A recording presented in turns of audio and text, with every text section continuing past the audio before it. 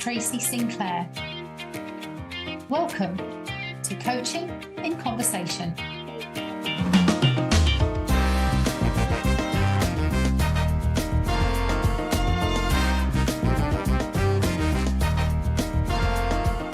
Coaching in Conversation is a chance to discuss and explore not just how we can keep developing and maturing as coach practitioners, but also to consider how coaching is evolving and its future potential and place as a powerful vehicle for human development in today's and tomorrow's world. I'll be sharing some of my own thoughts on these topics, and we will also hear from some great guests from around the world who bring their unique experience and perspectives. Hi everyone, it's Tracy Sinclair here with another episode of Coaching in Conversation. This time I am talking with a wonderful coach, colleague and friend of mine, Gillian Gabriel, who is a PCC coach and also a coaching supervisor. And we are talking about something that is very special to us. But a little bit about Gillian first. Not only is she a great coach and supervisor with a lot of experience, she also has a very, very strong background in HR, particularly in learning and development, with a long corporate career in senior positions in organisations like John Lewis, and also since becoming an independent coach practitioner, she has worked with multiple organisations, both as a coach, but also as offering supervision services to organisations as well as individuals, and also supporting the training and delivery of coach training, coach education, whether it's to develop professional coaches and also for developing leaders in terms of their coaching capacity within their organisation. So the topic that Gillian and I are really focusing on today is something around that inner growth that we as coaches, and not just as coaches, but we as human beings, may have the opportunity to do, the desire to do, and perhaps the need to do as well. So I really hope that you enjoy this episode, which is called Soul Seasons, the Evolution of the Inner Self. Thank you for listening. Okay, Gillian, it's really wonderful to have an opportunity to talk to you about something that is very close to our hearts and is something that is so close to our hearts that we have decided to create something together that we want to offer to coaches. However, today is not to talk about that offering particularly, because this podcast is not a sales podcast. It's more about talking to people about what the concept is and why we feel that's important perhaps, and how we would encourage coaches, whether they work with us around that or not, to encourage coaches to really think about this aspect. I know that makes sense to you because we've been discussing it, but is there anything you want to add to what might be a bit of a cryptic description? No, just that I think it's really important, as I think will probably come out in our conversation today, I'm sure. Okay.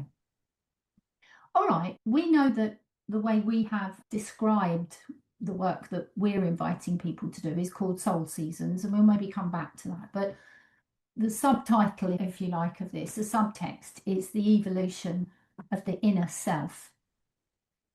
So maybe let's talk a little bit, shall we, about what we think that is, first of all.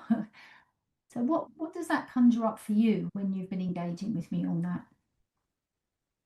I think for me, the sort of first thing that comes to mind is it just talks to where I find myself in life right now, slap bang in the middle of the evolution of my inner self. And I think there's some key words in there, which are evolution, inner, and self. For me, they're the key ones. And I think evolution, it's funny though, because the word revolution just pops into my head, but evolution, because for me, I'm on a bit of a journey at the moment of evolving into what I'm thinking of as my true self. And I think that was always there, but then I bumped into the reality of the world and life and culture and society and expectations. But now I find myself, I don't know if it's just the stage of life or something like that, but I'm definitely going through a phase where there's an evolution or an evolution happening. There's an emerging, there's a something different coming out of what's been, but also feels a bit like a returning to somewhere I've known before. And I think inner in self, it points exactly to the place that I am evolving into or returning to, because it is really about, for me, self with a capital S, as opposed to myself, one word, little letters, because it's about that kind of original who I am and who I was meant to be when I came into being in this world. So it's an evolution of that. It's the growing of that, the developing of that, the emerging of that, the returning to that. Mm. Mm. Yeah, I guess in some ways I want to say ditto, which might be a very unhelpful response, but there is something here for me about the fact that just because we are coaches who, and perhaps many, if not most of the people listening to this are coaches, but I think this also applies not just to coaches, it could apply to leaders or to anyone who is in a role that is deeply in service of other people, that just because our work is focused on others, it doesn't mean to say that we don't need to look after and grow ourselves. And for me, that comes with both a right and a responsibility.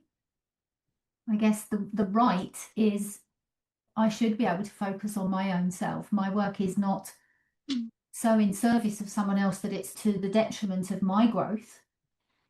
And for me, there's something here about my growth as a practitioner shouldn't have to be limited to my professional growth, which I think in coaches and many other coaching and many other professions, we're always focused on professional development, aren't we? And for me, this is personal development in service of professional development, but also personal development in service of us, because like our clients, we also go through life's transitions and its challenges and things like that. And I'm just very mindful that there comes a point when adding more value or being more in service of someone in your work is not about you having more skill, because it ceases to be the doing and it becomes the being.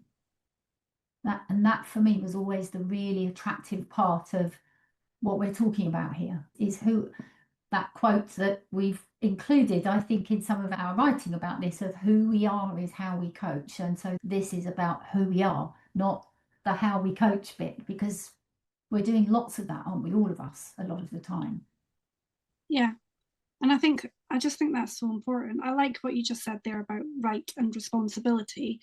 And I had this sort of image of like a gold coin that kind of just came to me as I was listening to you, with one side of the coin being our right to develop ourselves and the other side being our responsibility to do that. And although it isn't about the skill side of coaching and perfecting that, I think it's still connected to that, because I think if we're focusing in on ourselves and we take that responsibility, I think it's a big responsibility, but I think it's also a privileged responsibility for us to have to really think about how we can be best in service of others by doing our own work first, or our own work alongside. But I think to not think of our own inner work and the things that we need to work through personally and individually, I think it's almost careless, actually. And in itself, it's a little bit unprofessional. I know this is a belief that you and I share, how as coaches, we think it's a bit mad that other coaches don't have a coach. That's not just part of their ongoing development. And I think that's just so important. We have this right to think about ourselves, not just to be in service at the expense of ourselves to others, and to take care of ourselves in that way in our growth and let us be and become all that we're meant to be, as well as a responsibility, an obligation, a duty of sorts to make sure we're doing that work so we're in the best place to be in service of our clients, those that we work with. And actually, not even just those that we work with, but those that we interact with in life. It's about showing up as our best selves, I think. Yeah. Yeah, and it's that bit that I really love about this actually, is that this kind of on one level has a container around something that is a personal growth opportunity for coaches, whereas actually it's a personal growth opportunity for anybody, isn't it, really? Because as a parent, we're in service of our children. As a partner, we're in service of our partner. And as a friend, we're in service of our friendships. So it's not just about a ring fence of this is for my work with my clients, although it could be, but this is also about being the best that we can be. And I guess the bit that's coming up for me now is something that I'm really zooming in on. It's just this wave of societal culture that we have now, which is all about optimization, progress, achievement, performance, more, faster, and more, and better, and doing more. This constant pressure to do more, but there's nothing in that about how am I being. And if nothing else, the thing that really comes to me is just this very obvious situation that we have in the world where there are record levels of loneliness, record levels of disengagement in organisations, and then also record levels of stress and burnout. So, what is all of this more doing to us? It's taking us away from ourselves. And what I noticed about what you've just said is all of that is very external to us, isn't it? It's all the stuff out here that's happening, and I guess the culture that us human beings are creating.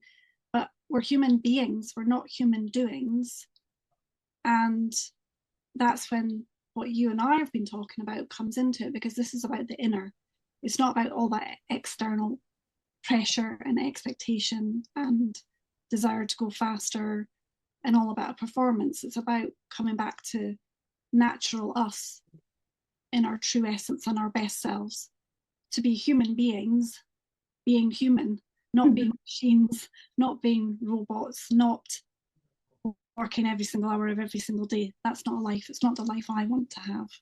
And me neither, by the way.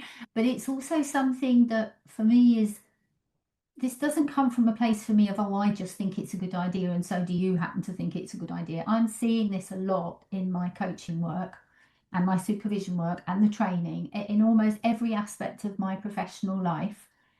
I'm seeing people struggle with pace, with expectation, with lack of gap, lack of reflection, lack of pause, lack of presence, lack of attention. And so this more is creating less on the other side of that coin, isn't it? Maybe that's a different coin. There's lots of coin potential in here. So there's something here about how can we, if I get really geeky here and I link this to ICF competencies and competency 2, which is about looking after our own physical, mental, psychological well-being, obviously from a competency perspective, so that we can be in service of others from a professional point of view, but also from a personal point of view. It's that kind of oxygen mask, own oxygen mask on first, isn't it? And that change starts within. Yeah. Yeah. It's not a nice to do, it's essential. It's absolutely essential, just as oxygen is essential for us to. I know when we first started to talk about this, I think we might have spoken about it. It's almost felt like some kind of mental spa. Yeah. Something supportive, soothing, comforting, but also challenging. What do you think maybe that's a good point here. What do you think are the challenges that we face when we do this inner work? Oh, gosh. That's funny because you know me and my metaphors. When I was listening to you then, and the spa idea, I've forgotten that we'd spoken about that actually, but we didn't, we, about a sort of like a mental spa, a spa for our insides, hence the retreat kind of idea. So it's like this coming back inward to be able to function outward, and not just function outward actually, but to, and not just to survive outward, which I think is a lot of what's happening. If you think about some of what you were describing, I think it's about that thriving outward. So it is about that retreating back into to recoup, reimagine, revisit, reconnect, to be able to function in this kind of world that we seem to be walking about in and that we seem to have created. It's interesting. I'm just thinking of a lady that I was training last week, actually, who is a teacher on a program that I was running coaching skills within schools. And one of the real big shifts and insights that she had at the end of this module was just how learning about coaching had reconnected her with her own values. And she was already really realizing the benefit of this, not just as a skill that she learns to use with others, but how it reminded her of her own values and how she does or does not want to work and be. Which, of course, we often know, don't we, on coach training, that you get a bonus program, which is your own personal growth as well as learning a professional skill. And I suppose, in a way, this is about coming back to that, isn't it? Is to coming back inside from all of this outside work that we do with other people and actually reconnecting with those values, reconnecting with that sense of purpose and our own why, so that we can honour that and realign, recalibrate, reconnect with that. Yeah. And the word reconnect that you used really stood out for me then, because I think those things are there. Our values and our purpose and why we're here walking about this earth, those things are here. But so often, too often, if I think about clients that I work with, we seem to have lost that somewhere along the way, as if we've, I don't know, carelessly misplaced it or something. I don't quite know what's happened. I suppose it's everything else that's taken over, isn't it? And we lose sight of that. And so then we're often not then living life aligned to that. And we're not necessarily conscious that's what's happening for us, except that something doesn't feel right, or something feels unsettled, or something feels like it doesn't seem to fit anymore. But when we come back to understanding and knowing what we're about in the first place, what matters to us, what's actually really important, and what making a difference would actually mean to us and look like, then it's a light bulb pops back on, I think. And this is something I've experienced myself, but also have the privilege of witnessing in others that I work with. And this light bulb comes back on, and then everything makes more sense. The discombobulation is understandable because no wonder, and we realize how far we have or haven't set adrift from those things that are actually important to us at our heart.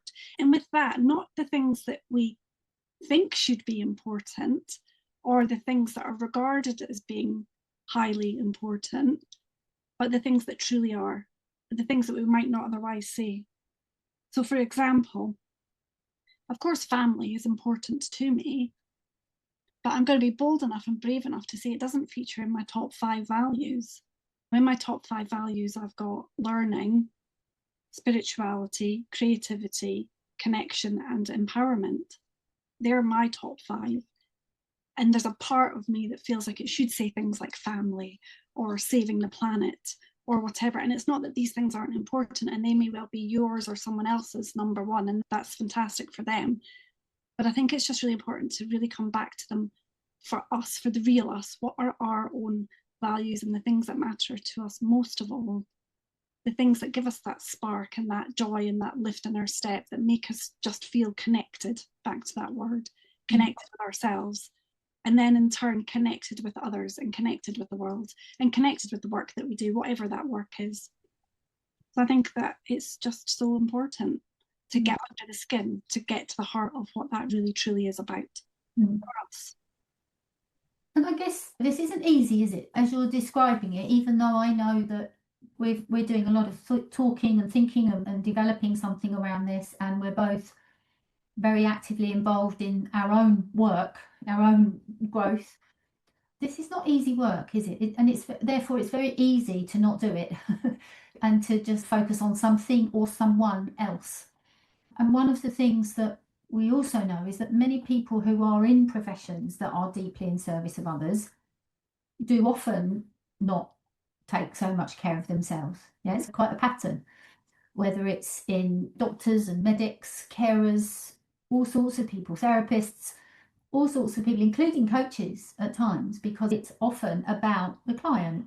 Whereas actually, what we're saying here is it's not always about the client, it's also about you as the instrument of the work. And I always think of that quote, and it's from one of my two favourite psychologists, either Rogers or Jung, and I always get the two mixed up, but one of them, hopefully, said, "We're all born princes and life turns us into frogs." Yeah, so we already know this. That quote goes back, that's pre-AI and pre-COVID and pre all sorts of things. We know that the process of life bends us, it pulls us, it bends us, it pushes us, and we can be pulled out of shape. So imagine if that was true however many years ago that quote was first uttered, and you look at where the world is today, that pulling and pushing and bending out of shape is probably more powerful than it's ever been before. And so, how do we stay grounded?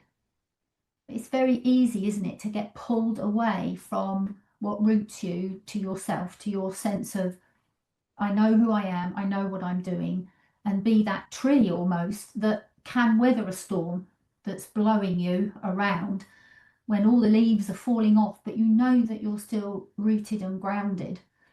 That for me is something that's so important with this, which I guess is why we've chosen a tree, thinking about it for our little symbol for this, because there is something about helping people to find their own grounding within themselves to deal with the complexities of a world that is beyond what any of us have been used to. So that for me, this is so much more important now than it probably ever has been. Yeah, yeah. I think you're right. It's not easy. It is hard work, and it can push us and test us and stretch us, and we can feel fear come up and resistance and find it really challenging. But I think all of those things are good signs, good signs that we're actually doing the work that we need to do in the first place. And I think you're right. It's like I said earlier, we're out of shape a bit because of the shoulds and the expectations and the norms and whatever that we're surrounded by. So we lose our original shape. But if we don't pay attention to this, I think back to the tree, there's a danger that unlike the tree that bends in the storms and the winds and the rough times, that we could break. And I think you also touched on something else, the selflessness of people in the sort of profession that we're in and similar professions. That cobbler's children thing, the last ones to have the good shoes. But actually, I think we need to have the good shoes first. I think we need to take care of our shoes alongside the work that we do, because otherwise we're not going to be the best version of us, and we're going to be out of shape, and then we're not going to be able to be as naturally and easily in service to walk alongside those that we get to walk alongside. So I think it is so essential and it's so important. And then because of the world and the way things are, I think it is harder than ever. I think it is harder than ever, but it's not impossible. If it's something that somebody really wants to do, then you can. Yeah. Yeah, I agree. It's not impossible at all. It's just that we feel that it is because it's hard, isn't it? And we know that sometimes facing some of these things in partnership with someone else, like coaching, is what can help, isn't it? And I guess that's part of what's needed for this is an opportunity, I think, that coaches need, like anybody does, is where are those pockets of space with people where you can truly be yourself without the masks. I've got a thing about masks. Where can you truly take all of those masks off? Because in the same way that many of us, perhaps not all, the naturists of the world might be all right with this, but many of us would not feel very comfortable walking down the high street with no clothes on. Yeah, because we would feel very naked, very exposed, very vulnerable. And yet we don't only put clothes masks on, we put psychological masks on, don't we? We perform in certain ways. We have our coach's head or our friend's head, or whatever it might be, our presentation head, our podcast voice, I don't know, whatever those things are, where do we ever have that space where we can literally just drop them? And the reason I say that is from my own personal experience, and I think and hope that this will resonate with other people, is I know that for me, some of the masks that I've built over myself over years and years, I came to a point where I didn't even realize they were masks because I thought they were me. And in some ways, you could argue that, yeah, they are me because I've made them a part of me, but they weren't there at the beginning. And some of them are helpful, but some of them aren't. And I think this is where the safety bit is so important, that people can find some kind of space where it is as safe could be and as welcoming and as accepting and embracing as if we were in a naked sauna or something, or on a naturist beach where you can just be. And that is great, to just be. And I know that I have found times in my life when I've thought, I don't know where I can do that. I don't know if there's anywhere that I can do that. And that to me doesn't feel right. This is my aspiration to be this, as you all know, but it's very vulnerable, brave, and daring work to do. It's very vulnerable, brave, and daring to take the masks off and to see, to recognize, to admit, to let be our natural who we are. But not even that, to work out that in the first place. So I think being safe is such an important thing. And who do you feel safe with? And what is it about that space or place or person or whatever that makes you feel that way? How do you know that it's safe? We talk about psychological safety and creating safety and trust and support in our world of coaching and our work that we do. And I just think that it's so vital and it's so rare, but when it's there, it's something to hold dearly and close to your heart and to make the most of. So I don't know, I'd encourage people who are listening perhaps to even just take a moment to think about who, where, how is your safe space? Who, where, how is your safe people? Where can you be that little bit more vulnerable, brave, and daring? I know when I'm coaching and when I talk about confidentiality with my clients, I talk about saying to them that I hope they'll be able to be a little less filtered in the space with me than perhaps they find themselves being in different aspects of their lives. And there's just something about it that always just seems to click and make sense with my clients and the people that I'm speaking. I don't have to explain it. They know exactly what I mean and what I'm talking about without us having to discuss it. Yeah. So yeah, I think that's so important because you can feel naked. You can feel as if you're naked and I guess exposed in that way, revealed, uncovered. And we don't go around being naked with just anybody, do we? Indeed. Well, some people, but that's another podcast. That's the adult version. Only. So just maybe carrying on a little bit with the theme of what you were just talking there about inviting people to think about how they can have these places, times of safety and space. What else would you be inviting coaches to think about, given what we've been discussing? What else would you be inviting them to think about or consider as part of this evolution of the inner self? How do we start this? Gosh, that's a very big question, isn't it?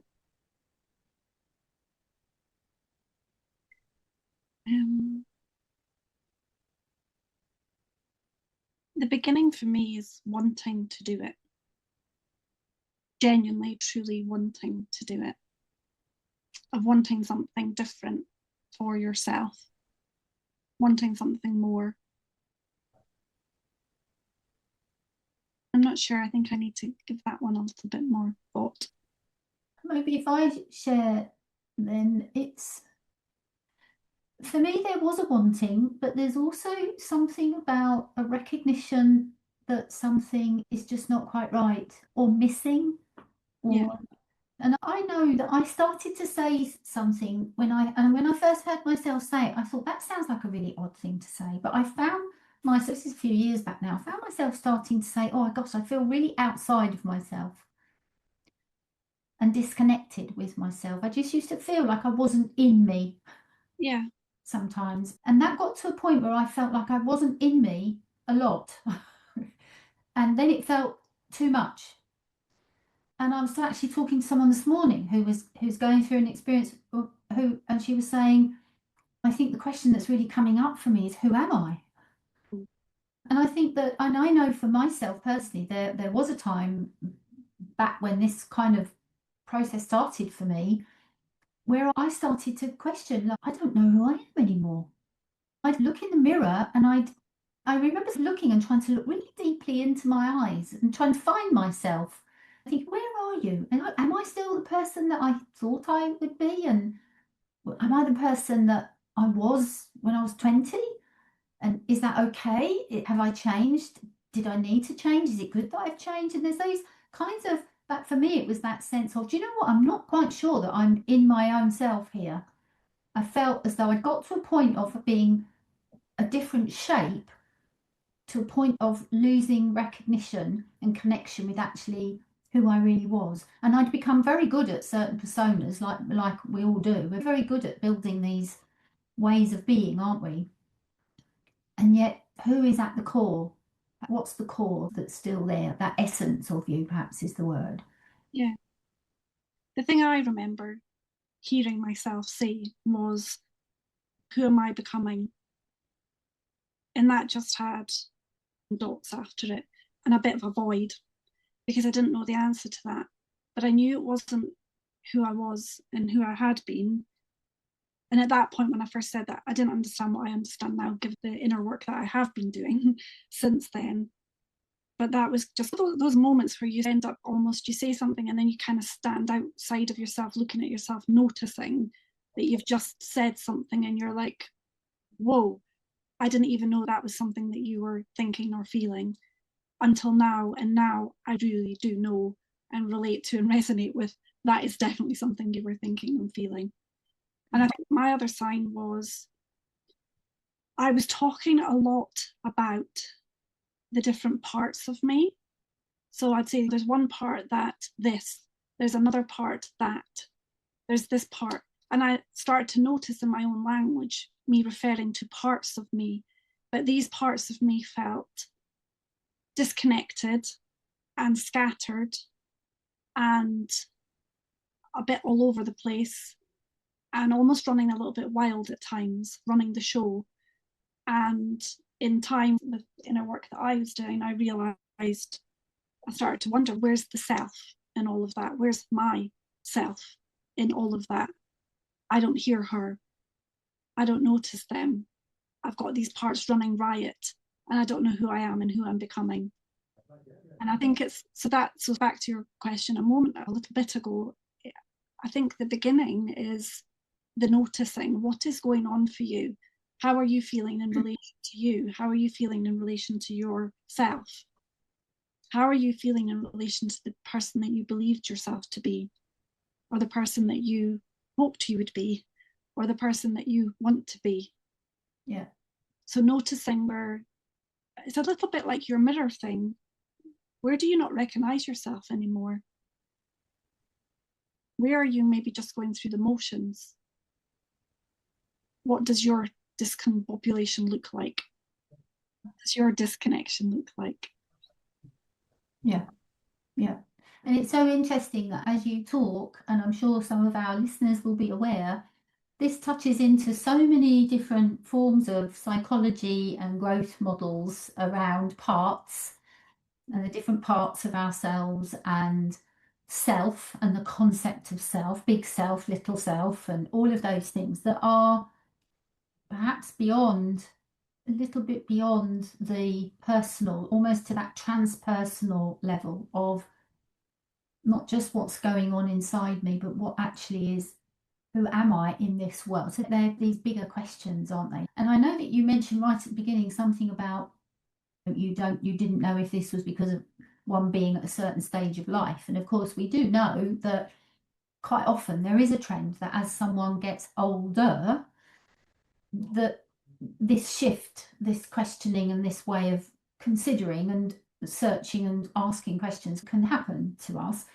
I guess the piece I want to offer up here is we don't have to wait until we're older to question these things or to be curious about these things, because I don't think this is an old person's journey necessarily. It's just that it seems to take us this long sometimes to realize that this is something we need to look at. So I know for myself that if I'd had the kind of wherewithal or the capacity when I was in my 30s or 40s to explore some of the things that I am actively exploring now, I think that would have been probably very good for me. And I don't have any regrets at all about that. But for anyone who is in their 30s or 40s and are thinking, what on earth are they talking about? This can start earlier than waiting for those more troublesome things to come. We could approach this proactively with curiosity rather than something's not right. And then we look at it. Yeah, and I think curiosity is the key word there, is to be curious, because I didn't just go through, I'm 53 now, and I didn't just go through these sort of, they feel like 5 year waves for me if I kind of go back and back. But I think there was similar things of this sort of unsettledness in me and something not feeling right when I was in my 30s, easily then.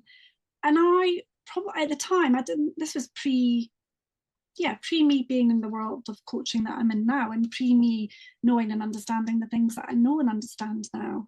So I didn't really have anything to help me understand what was going on or what I made of it. So I would put it down to other things. But I also remember reaching a point where I actually was pretty low. And I, at the time, was diagnosed with anxiety and mild depression. And that's probably the beginning point of me really starting to get into all of this stuff, and then really getting into my inner work, because it started off with me having a kind of focus on looking after my own mental health, because I thought that's what it was only about. And then I came across a book by an author called Johann Hari, and I am trying to, there it is, Lost Connections is the name of the book. And it is actually an alternative explanation, especially in relation to depression, but also touches on anxiety. But when I read that and read about what he describes as the lost connections, they weren't about what's chemically going on in your brain. They were about these other things, some of these things that you and I have spoken about today.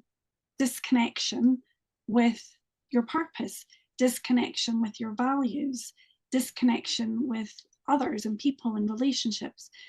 And it was, you read these books and you have these complete light bulb moments because it resonates for you so completely. And it was at that time, that book for me was a lifesaver and a turning point. And this is quite some time ago now, because that was the beginning of me understanding it was about so much more. It wasn't that there was actually something medically wrong with me. There was something bigger amiss with me. And yeah, it was the beginning of starting to understand that, and to understand what is me, who am I, what matters to me, what am I actually about. So at the time I was thinking about that in service of what I was thinking of as my mental health and my mental well-being. So every cloud that got me onto that track of thinking about that, but actually it was about so much more, much more. I'm aware, as always happens with these amazing conversations, that we could keep talking for another hour now. However, we do know that people's attention span for podcasts isn't necessarily always quite so long. But obviously, if there's interest, we can do another one. And as we know, we're not trying to advertise the piece of work that we're offering up to people. But I think it would just be nice to touch on the fact that we have called the work that we want to do Soul Seasons. Maybe it would just be nice to say a little bit about why that. Because just in a sense of how that links to the concept of what we've been talking about. So what would you meaning does that have for you, soul seasons? I think if we go back to this idea of the evolution of the inner self and evolution and how things are, I don't know, I know at a certain point in my life, I thought, here's the beginning, here's the end, and we go along the line. But I've learned that it's not like that. And it's more like spirals and twirls and swirls and circles and constant changing, moving, transition. So I think that kind of idea started to emerge and make sense because there's the seasons, the actual seasons out in nature and how they change, but they also come back and repeat and merge and flow into each other. And it feels, I don't know about you, but I can feel there's a season outside, like it's summer at the minute, but there can be a season inside me which can be quite different in a moment, in a day, several times a day, where I can find that. And then there's seasons of my life from a physical point of view, being the age that I'm at now and being a woman, there's particular seasons of life that are happening for me there.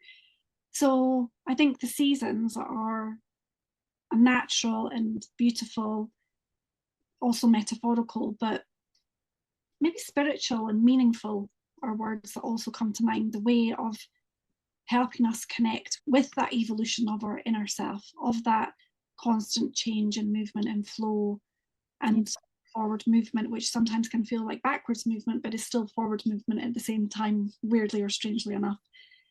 So seasons just felt, it just felt right. It felt like what I am personally experiencing. And it felt like a really, I don't know, beautiful and useful way for others to go on their journey of the evolution of their inner self and to reconnect back to their soul, connect back to their soul and that original true essence of who they are and who they were always meant to be. So, hand in hand with Mother Nature and all the gorgeous gifts that she has to give us, it just made complete sense and felt right. And there was a sort of instinct in the gut as well that soul seasons are the way to go. Take that journey. And of course, it doesn't end. It doesn't really begin and it doesn't really end because which season came first? Not one does. Which Exactly. comes last? Not one does. It's a continuous, and we are a continuous work in progress and evolution. So let's meet ourselves, whichever season we find ourselves now, internally, externally, physically, mentally, emotionally, all of it, spiritually, and let's go forward from there. Yeah, I can't disagree with any of the things that you've said. As we know, we talk a lot about this, and the bit that I would add is this idea of how important metaphor is to this process, which is something I'm studying into a little bit at the moment, beyond what we teach in coaching around metaphors, but just this deeply rooted practice of storytelling and metaphor that again, it feels in our more modern times we have a more of a disconnection to story.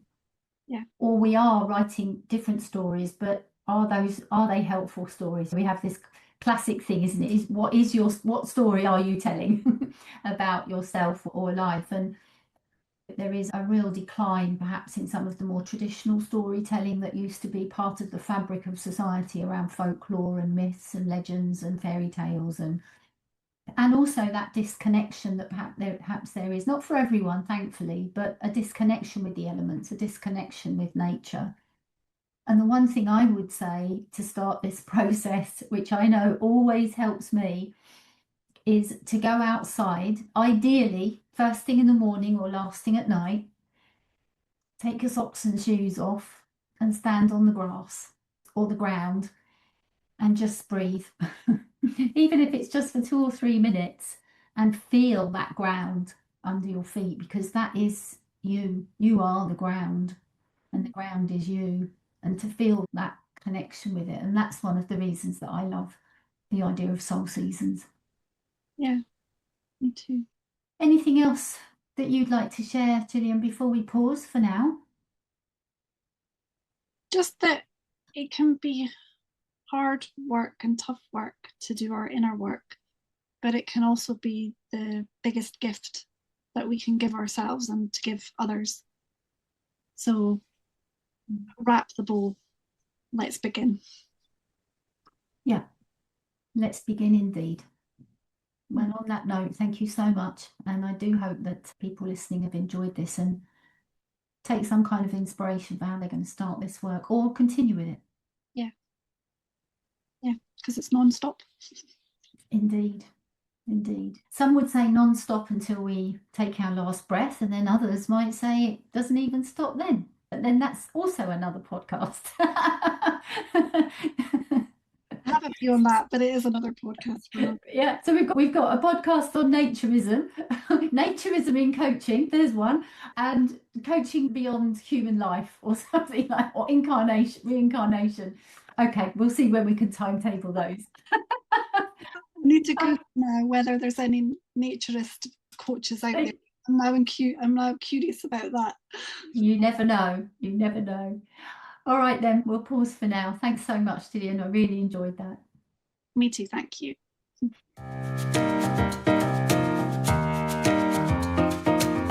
You have been listening to Coaching in Conversation by Tracy Sinclair, a podcast aimed at exploring how coaching is a vehicle for human development in today's and tomorrow's world. You can learn more about coach training and development at tracysinclair.com and follow us on social media. If you enjoyed this podcast, please leave a rating and review, and also share it with your networks to help us expand our reach. Thank you for listening, and see you next time.